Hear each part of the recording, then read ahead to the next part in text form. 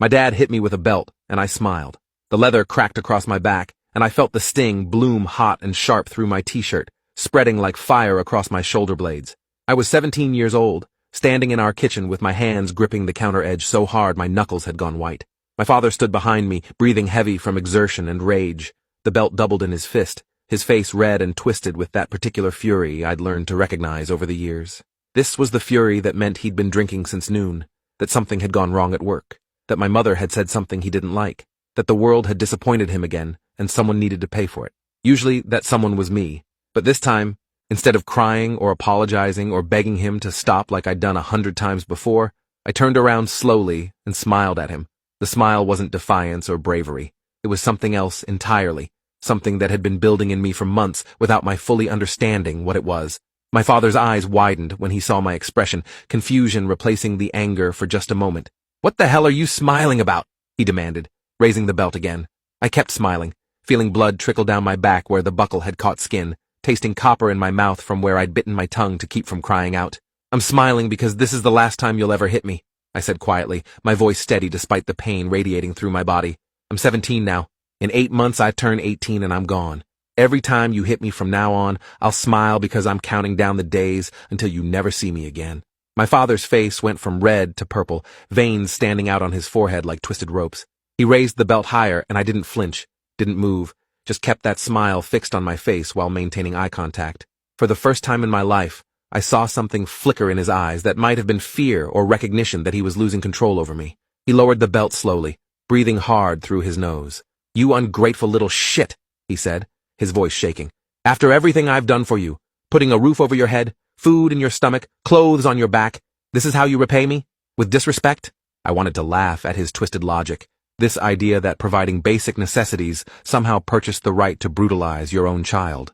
Instead, I kept smiling and said nothing, which seemed to enrage him more than any words could have. He threw the belt on the floor and stormed out of the kitchen, his heavy footsteps shaking the cheap laminate as he headed to his bedroom and slammed the door. I heard him yelling at my mother through the walls, blaming her for raising a disrespectful son, threatening her with consequences if she didn't fix my attitude.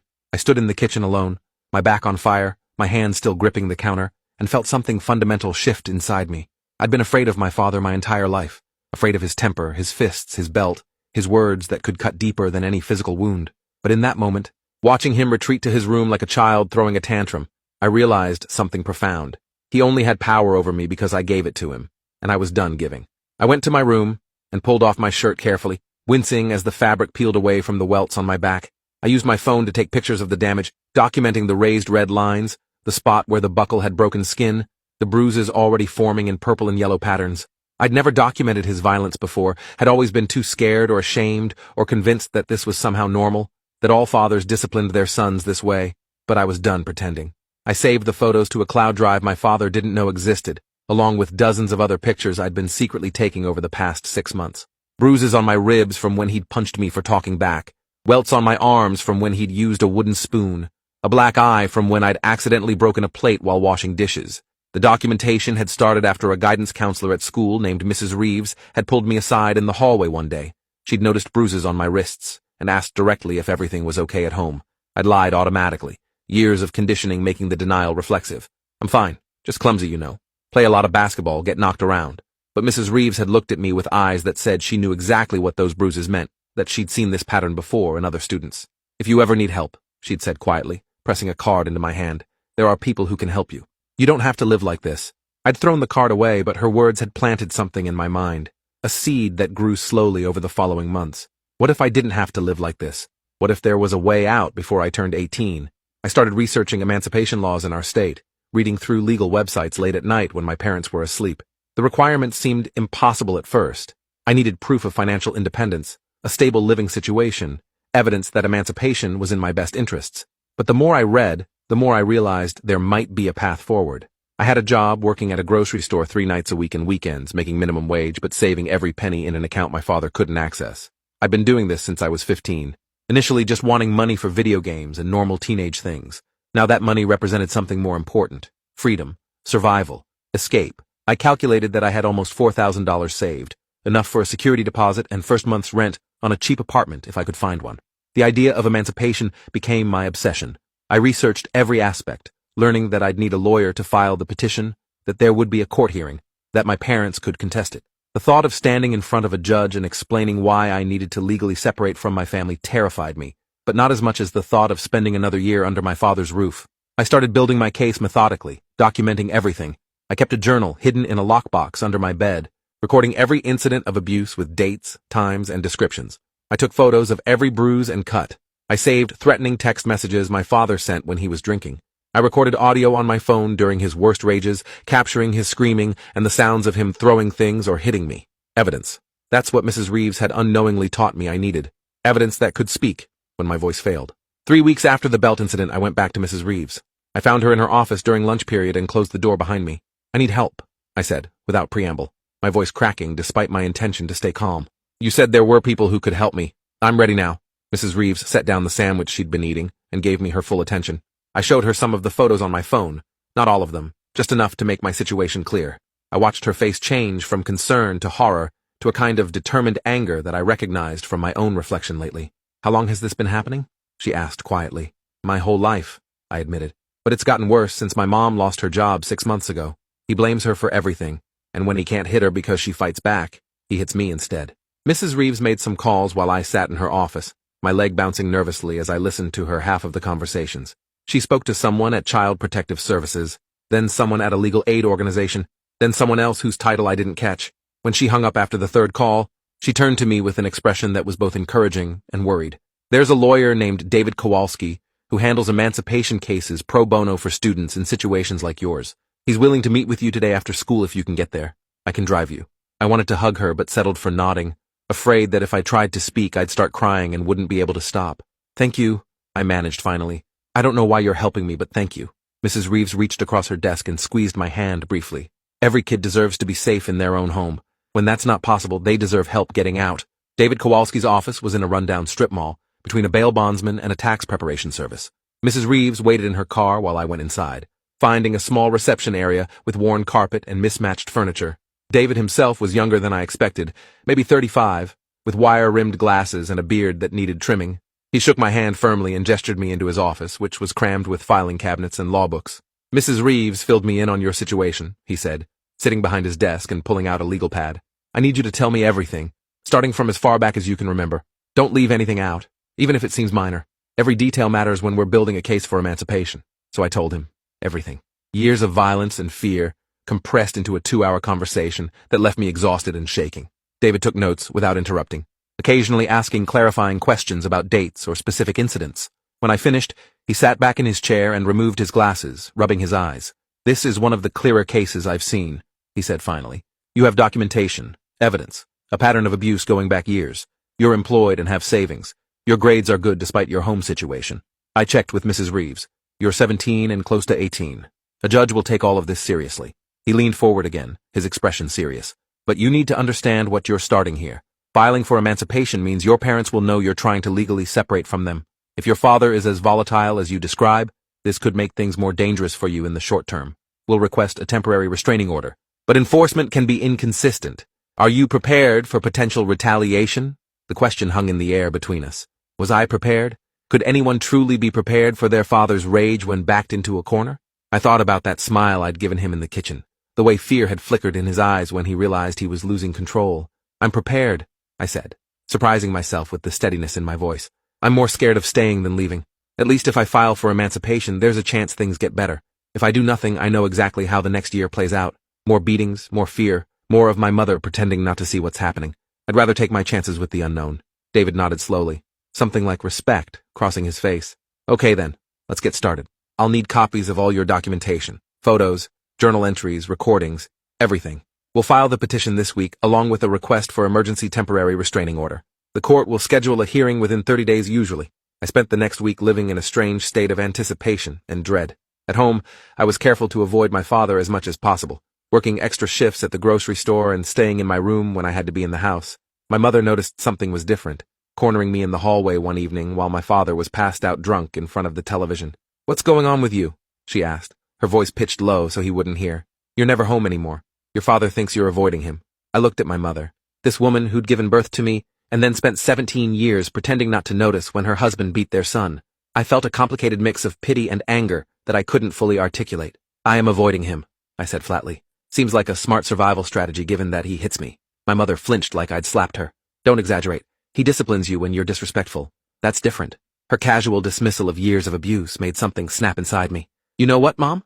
I used to think you were just scared of him too, that you stayed because you didn't have options. But I realize now, you're complicit. You watch him hurt me and you do nothing. You make excuses. You gaslight me into thinking this is normal discipline when we both know it's not. That makes you just as guilty as he is. My mother's face went pale, her mouth opening and closing without sound. Before she could respond, I pushed past her and went to my room, locking the door behind me. I heard her standing in the hallway for a long moment, before her footsteps retreated. That night, I lay awake thinking about the concept of complicity, about how silence and inaction could be just as damaging as violence itself. My mother had never hit me, but she'd also never protected me, and in some ways that felt like an even deeper betrayal. The petition was filed on a Thursday morning. David called to let me know it had been submitted to the court and that a hearing was scheduled for 3 weeks out. He'd also filed the emergency restraining order, which a judge had granted temporarily pending a full hearing. A sheriff's deputy will serve your father with both documents today, David explained. You should not be at home when that happens. Do you have somewhere safe you can stay for a few days? I thought about my options. My best friend Trevor lived 2 blocks away in a house with parents who'd always been kind to me. I can ask a friend, I told David. Good. Once your father is served, his reaction is unpredictable. The restraining order requires him to stay at least 100 yards away from you, but a piece of paper doesn't stop fists. Be smart, be safe, and call me if anything happens. I called Trevor from the grocery store during my break and explained the situation in broad strokes. Trevor had known my dad was strict, but I'd never told him about the physical abuse, too ashamed to admit what my home life was really like. Jesus Christ, Trevor said when I finished. I had no idea it was that bad. Of course you can stay here. My parents will understand. That evening, I packed a duffel bag with clothes, my laptop, important documents, and the lockbox containing my journal and evidence. I left through my bedroom window after my father had settled in for the night, dropping the bag first and then climbing out carefully.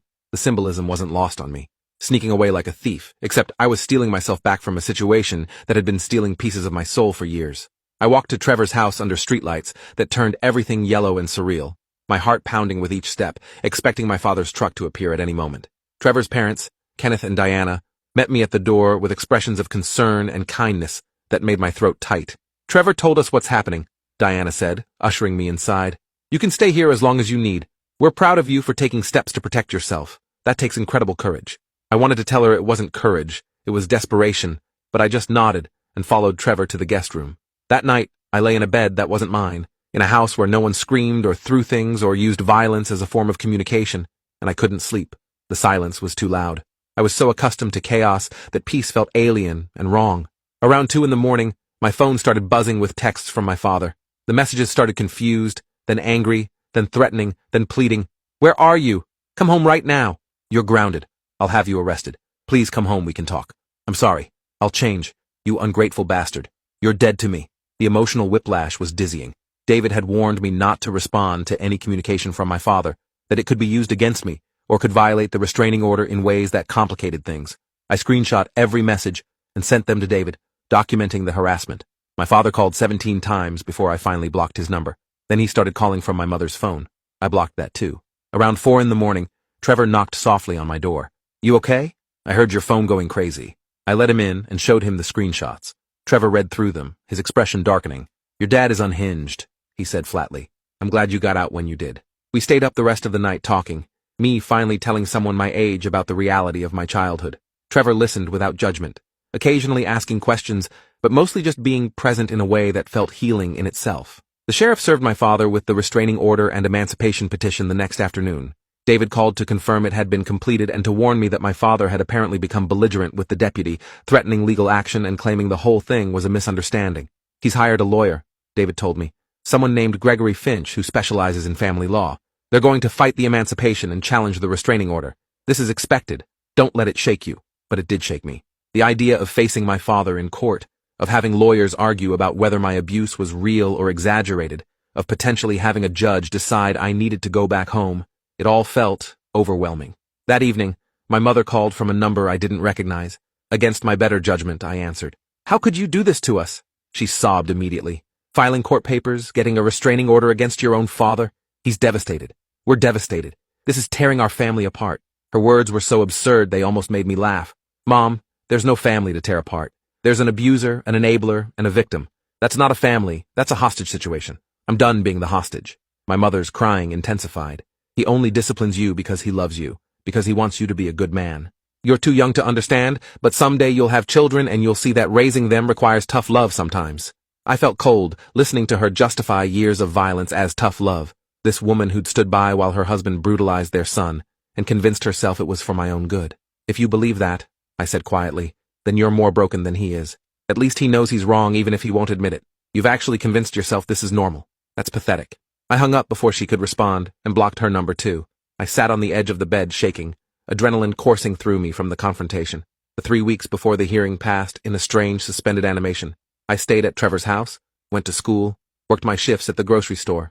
Life continued in its mundane patterns while underneath, everything was shifting. Mrs. Reeves checked on me daily, making sure I was okay and reminding me that what I was doing took strength. Other teachers noticed the change too. I'd always been a quiet kid who kept his head down, but now I participated in class discussions, made eye contact, smiled occasionally. It was like I'd been holding my breath for 17 years and finally started breathing. David prepared me extensively for the court hearing, running through likely questions and teaching me how to present my case calmly and factually. The judge will want to see that you're mature enough to handle independent living, he explained. Answer questions directly, don't editorialize, and most importantly, don't let your father's lawyer provoke you into losing your temper. The hearing was scheduled for a Wednesday morning at 9. Trevor's parents both took off work to attend, along with Mrs. Reeves, who'd submitted a written statement as a witness to my home situation. David met us at the courthouse, an imposing building downtown with marble floors and security checkpoints. My hands were shaking as we went through the metal detectors. David put a steadying hand on my shoulder. Remember what we practiced. You're going to do great. We entered the courtroom, and I saw my parents for the first time in 3 weeks. My father sat at a table with his lawyer, Gregory Finch, a man in an expensive suit who exuded aggressive confidence. My mother sat in the gallery behind them, her face puffy from crying. My father's eyes locked on mine, and the hatred in them was palpable. I smiled at him the same way I'd smiled in the kitchen when he hit me with the belt. The smile that said, "You have no power over me anymore." Judge Marianne Sullivan called the hearing to order. She was a woman in her 60s with steel-gray hair and sharp eyes that seemed to assess everyone in the room instantly. David presented our petition first, laying out the case for my emancipation methodically. He submitted evidence, photos of injuries, medical records from a school nurse who documented suspicious bruises, my bank statements showing financial capability, employment records, my academic transcripts. He called Mrs. Reeves to the stand, and she testified about observing signs of abuse and my emotional state. Then David called me. I walked to the witness stand on legs that felt disconnected from my body, placed my hand on the Bible, and swore to tell the truth. David asked me to describe my home life. I spoke calmly, factually, exactly as we'd practiced. I described specific incidents of violence, going back years. I explained how I'd learned to predict my father's moods, to make myself small and invisible, to take beatings without crying so they'd end faster. Gregory Finch, my father's lawyer, cross-examined me aggressively. He suggested I was exaggerating normal discipline, that teenage boys often clashed with their fathers, that some of my injuries could have come from sports or roughhousing with friends. He painted me as a rebellious teen who wanted freedom without parental oversight, who was weaponizing the court system to avoid reasonable rules. I kept my voice steady as I answered his questions, refusing to be rattled. When he suggested that the belt incident that started this was justified because I'd been disrespectful, something in me snapped. I smiled when he hit me, I said, looking directly at my father. Do you know why? Because in that moment I realized he couldn't break me anymore. I'd survived 17 years of his violence and I was still standing. That smile was me taking my power back. He could hit me 1,000 more times and it wouldn't matter because I'd already won. I'd survived him. The courtroom went silent. Judge Sullivan leaned forward slightly. Tell me about that smile, she said, her voice neutral. So I did. I explained how fear had ruled my life, how I'd internalized my father's violence as somehow normal or deserved, how that moment in the kitchen had crystallized everything. I'd smiled because I'd seen the endgame finally, seen that survival was measured in months now instead of years, seen that his power was an illusion maintained only by my compliance. The smile had been my declaration of independence before I even knew I'd be filing legal papers. Judge Sullivan listened intently, occasionally taking notes. When I finished, she asked my father to take the stand. He walked up looking confident, probably thinking he could charm or intimidate his way through this like he'd charmed and intimidated his way through everything else in life. Gregory Finch asked softball questions that allowed my father to present himself as a concerned parent who used firm discipline but never crossed into abuse. Then it was David's turn to cross-examine. Mr. Brennan, do you own a leather belt? David asked casually. My father frowned. Of course I own a belt. Most men do. David pulled out a photo, one of my back covered in welts. Is this what normal discipline looks like to you? My father's face reddened. Kids need consequences for disrespect. That's how I was raised, and I turned out fine. David nodded slowly. Did your father hit you hard enough to break skin? My father hesitated. Sometimes, when I deserved it. David submitted more photos. My black eye, bruised ribs, the welts from various implements. Your son documented years of abuse. These photos show injuries consistent with assault. Can you explain why you felt violence was an appropriate parenting technique? My father's composure started cracking. He was always difficult, always talking back, always questioning my authority. Someone had to teach him respect. David walked closer to the stand. Where does it say in any parenting manual that teaching respect requires giving your child black eyes? My father's lawyer objected, but Judge Sullivan overruled him. My father struggled to answer, his face getting redder, his hands gripping the sides of the witness box. You don't understand what it's like raising a kid like him. Stubborn, willful, always thinking he knows better. Traditional discipline is the only thing that works. David shook his head. Traditional discipline is grounding, removing privileges, assigning extra chores. What you did is called assault. It's illegal when done to a stranger on the street. Why should your son have less protection than a stranger? My father's lawyer called for a sidebar with the judge. After a hushed conversation, Judge Sullivan dismissed my father from the stand. She called my mother next. My mother took the stand looking terrified, wringing her hands in her lap as David questioned her. Mrs. Brennan, were you aware your husband was physically abusing your son? David asked directly. My mother's eyes darted to my father, then back to David. He disciplined him when necessary. I wouldn't call it abuse. David pulled out my journal, reading excerpts where I documented my mother seeing injuries and saying nothing, walking away when my father got violent, actively telling me to stop provoking him. Your son documented numerous occasions where you witnessed violence and did nothing. That's called complicity. You had a legal obligation to protect your child. Why didn't you? My mother started crying, mascara running down her face. I didn't know what to do. He's my husband. I thought if I just kept the peace, made things smoother, it would be okay. I never wanted anyone to get hurt. Her admission hung in the air, condemning in its honesty. She'd chosen her husband over her son, chosen comfort over courage, chosen complicity over protection. Judge Sullivan dismissed her and called for closing arguments. Gregory Finch argued that I was a rebellious teenager seeking to escape reasonable parental authority, that the emancipation would be detrimental to my development, that I needed structure and guidance only parents could provide. David countered with evidence of systematic abuse, documentation of my maturity and financial stability, and the fundamental right of every human to be safe from violence. When both lawyers finished, Judge Sullivan sat back in her chair and looked at me for a long moment. I've been a family court judge for 20 years, she said finally. I've seen a lot of troubled families, a lot of kids trying to escape difficult situations. This case is different. The evidence of abuse is overwhelming and well documented. The petitioner has demonstrated unusual maturity and has secured employment and housing. Most significantly, this young man smiled when his father hit him. That detail tells me everything I need to know about his mental state and the level of trauma he's endured. That smile was survival, was defiance, was the moment he chose himself over fear. Judge Sullivan continued, her voice firm. I'm granting the petition for emancipation effective immediately. The temporary restraining order is made permanent. Mr. and Mrs. Brennan are to have no contact with their son except through legal counsel. I'm also referring this case to the district attorney's office for review of potential criminal charges related to child abuse. Mr. Brennan, what you did to your son is not discipline. It's assault. Mrs. Brennan, your failure to protect your child is unconscionable. This court finds that emancipation is in the best interests of the minor. She banged her gavel, and I felt something enormous shift inside me. It was over. I was free. Legally, completely, irreversibly free.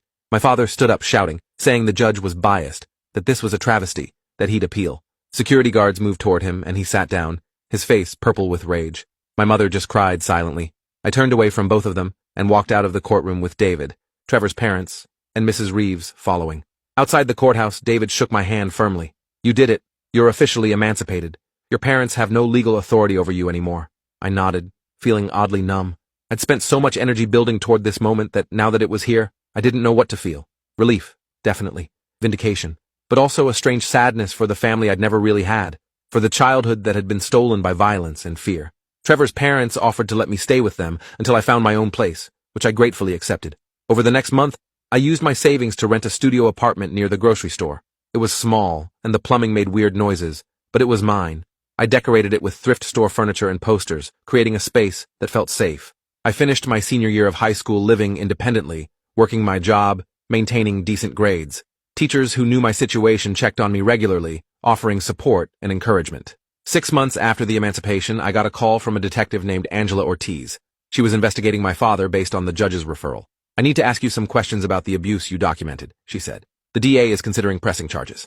I met with Detective Ortiz multiple times over the following weeks, giving detailed statements, providing all my evidence. She told me there were other complaints against my father that had been made over the years. Neighbors who'd called about noise, teachers who'd reported concerns, even relatives who'd seen suspicious injuries on me as a child but hadn't followed up. The pattern of behavior was extensive. 2 months later, my father was arrested and charged with multiple counts of assault and child endangerment. My mother was charged as an accessory. The trial was scheduled for the following year. I didn't attend the trial when it happened. David kept me updated on the proceedings, but I chose not to be there in person. I'd already told my story in the emancipation hearing. I didn't need to relive it again for a jury. My father was convicted on all counts and sentenced to 3 years in prison. My mother received probation and was required to attend parenting classes, though that felt like a cruel joke since she no longer had children to parent. I was 18 by then, working full-time at the grocery store while taking community college classes online. I'd started dating a girl named Nadia, who worked at the coffee shop next door, someone who made me laugh and didn't ask too many questions about my past until I was ready to share it. Life wasn't perfect. I had nightmares sometimes, flinched at sudden movements, struggled with trusting people, but I was building something new from the ruins of my childhood, creating a life where violence had no place. On my 19th birthday, I got a letter forwarded from David's office. It was from my father, written from prison. I almost threw it away without reading it, but curiosity won out. The letter was short, written in his cramped handwriting. It didn't contain an apology exactly, more of an explanation.